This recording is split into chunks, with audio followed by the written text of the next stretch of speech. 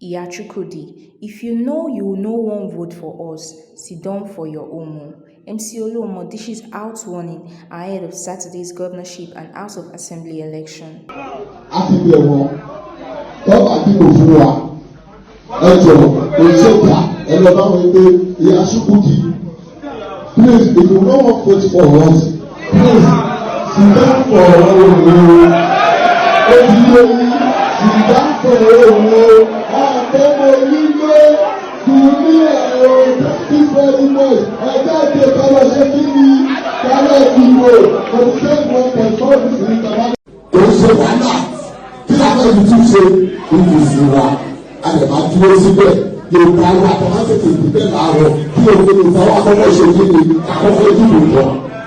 Tàwọn wá dìbò tán káwọn ọ̀rọ̀ rẹ̀ wípé a ti bẹ̀yìn ẹ sọ pé ẹ ti gbọ́